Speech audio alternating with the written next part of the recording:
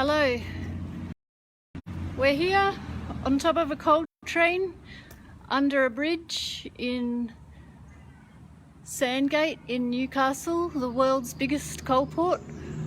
This is a train with a lot of coal on it, as you can see. I'm here with John. I can't see those banners, I'll have to get back. The coal is not quite full, so I'm falling down a little bit. Why are you here today, John? I guess it does seem a pretty stupid thing to be doing. It's on top of a pile of coal, but it's this coal and other fossil fuels that are killing our planet. One of the things that amazes me is we keep hearing that fossil fuels, unless we cease very rapidly, are an existential threat to life on our planet, and yet we don't seem to be taking that seriously. We don't seem to be interpreting what existential threat means. It means wiping out vast numbers of the ecosystems of this incredibly biodiverse planet. It means an immense threat to humanity, a grim future for our children, with massively increased floods, fires, droughts, sea level rise, and just to mention a few would be the Great Barrier Reef we already know about. Rainforests in Australia, let alone in Brazil, are being threatened by drought and fire at an increasing level. All our ecosystems, our alpine ecosystems, and just back here, which we can't see, but I'll just try to zoom in a bit. Yeah. Very close to us are the amazing Kooragang Island wetlands, which are Ramsar listed refuges for migratory birds from Japan, China, Siberia, that come here in summer on perilous journeys, and those journeys will be that much more perilous with increasing ramping up of the Earth's weather systems and the energy that's being generated in those weather systems. So it will be harder and harder for those birds to make those migrations. That's just a close by example. And for humans, it's our indigenous and poorer communities, the ones who haven't caused these problems, who are the ones who are suffering now and are going to suffer more and more, and of course future generations. So what we are seeing with this coal and with other fossil fuels that are not being anywhere near adequately reduced is an incredible threat to the future. We now know that. It's without question. So just to mention this train that we're on is pulling 10,000 tonnes of coal, which is, well, I'm not sure exactly my calculation, but I think that's around 20,000 tonnes of CO2 into the atmosphere. And this is one of dozens of more than dozens of coal trains that comes through here every day. So, they're coming through every 10 minutes or so, aren't they? Yeah. And they're about, I think we calculated they're about 2 kilometres long. Yeah. Just to remember my point, that the Secretary General of the United Nations said very recently that by continuing fossil fuels we are digging our own grave, and that is absolutely confirmed by so many other organisations and bodies. The IEA, the International Energy Association, which is hardly a left-wing organisation, recently reported that if we actually develop more fossil fuel infrastructure, we have no chance of staying between 1.5 and 2 degrees. In other words, no more coal. We simply cannot. I might come back later and mention our Australian government and many governments' response to that is basically to ignore it and continue to try and make as maximum profits as they can, while society and damage is being done allows them to. So that's why I'm sitting here, and many others who are equally committed to taking direct action, which seems the only one almost that we can to stop the absurdity of continued and increasing exports and digging up of fossil fuels in this country. So yeah, I'll perhaps hand back for a minute and have a breath, take a breath, or Emma to have another little talk about why we're here as well.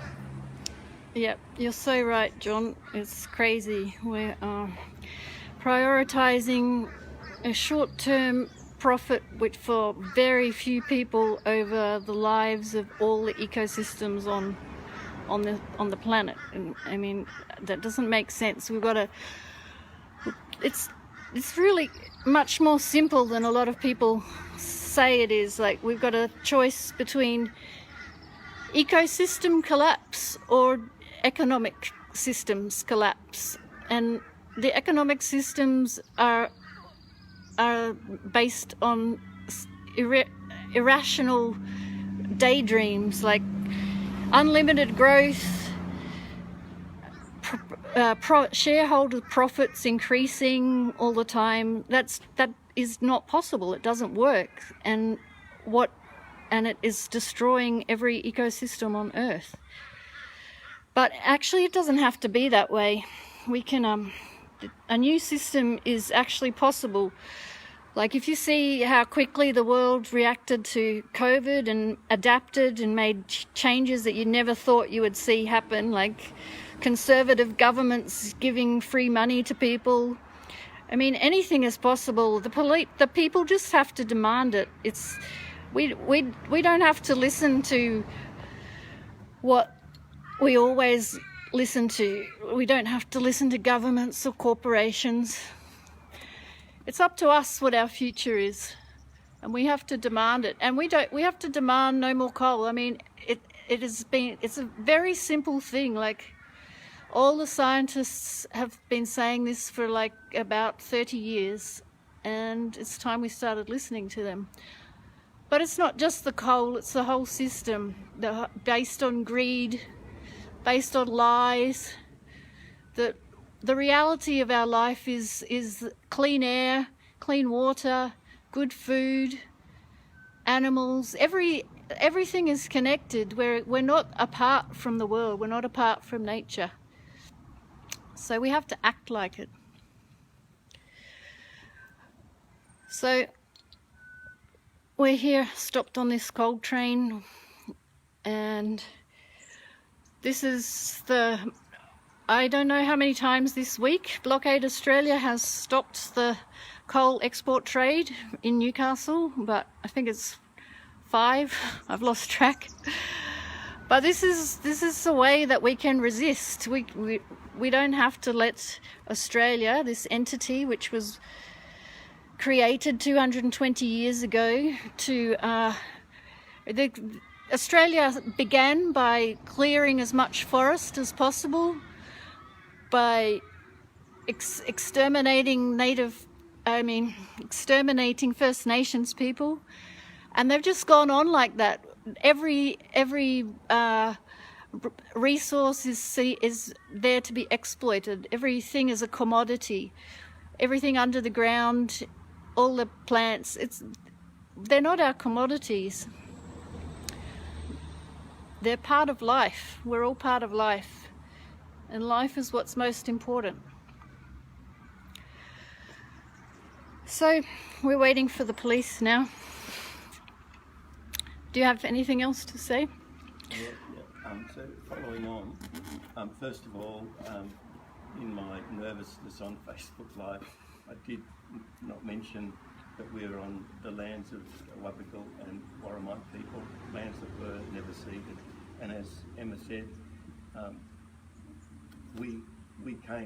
Europeans came to this country purely to exploit it for the empire or whatever, whether it was the land with growing agricultural crops, whether it was for gold, and now more and more for minerals, coal, obviously, and iron ore. This is become the basis of our culture and our community, and it is exploitative extraction, which has destroyed so many ecosystems, and I forgot to mention timber, of course, and causing a rapid decline in the viability of many ecosystems, including agriculture.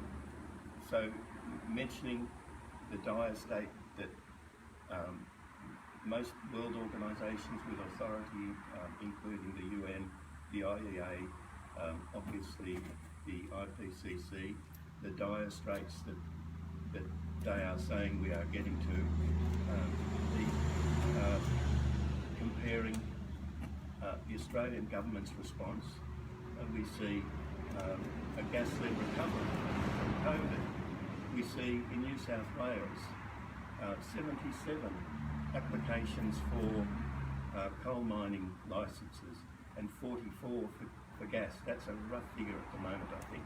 And if only a small proportion of these are granted and begun, we are, and some of them are massive, like the Pilliga gas and like the Beetaloo Basin gas in Northern Territory, and of course the Galilee Basin at Darwin Mine in Queensland.